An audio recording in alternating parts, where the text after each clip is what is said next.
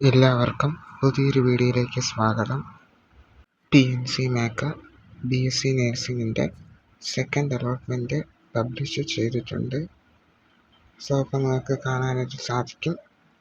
Second allotment ലഭിച്ചവർ token fee September 15 അടച്ച് അതേ ഡേറ്റിൽ സെപ്റ്റംബർ 15 5 മണിക്ക് മുമ്പായി കോളേജിൽ ജോയിൻ ചെയ്യേണ്ടതാണ്. അപ്പം നമുക്ക് സെക്കൻഡ് അലോട്ട്മെൻറ്റിൽ കിട്ടിയവരുടെ ലിസ്റ്റ് ഒന്ന് നോക്കിയിട്ട് വരാം. ഇപ്പോൾ കണ്ടുകൊണ്ടിരിക്കുന്നത് സെക്കൻഡ് അലോട്ട്മെൻറ്റ് ലഭിച്ചവരുടെ ലിസ്റ്റാണ്. നിങ്ങൾക്ക് നോക്കുമ്പോൾ അറിയാൻ പറ്റും ഏതൊക്കെ കോളേജസിൽ എത്ര ഇൻഡെക്സ് മാർക്കുള്ളവരെയാണ് എടുത്തിട്ടുള്ളതെന്ന് ഈ ലിസ്റ്റിൽ നോക്കുമ്പോൾ അറിയാനായിട്ട് സാധിക്കും. ഫസ്റ്റ് അലോട്ട്മെൻറ്റിൻ്റെ കട്ട് ഓഫ് എന്ന് പറഞ്ഞാൽ ലാസ്റ്റ് കയറിയത് 426 ആണ്.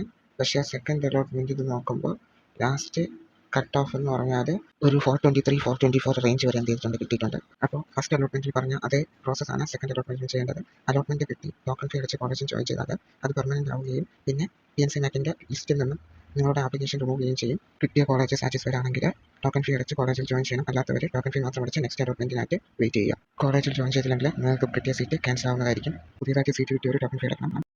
ഡൗട്ട്സ് ഉണ്ടെങ്കിൽ കമൻറ്റ് ചെയ്ത് ചോദിക്കാം. അപ്പോൾ നെക്സ്റ്റ് വീഡിയോയിൽ കാണാം. എല്ലാവർക്കും താങ്ക് യു.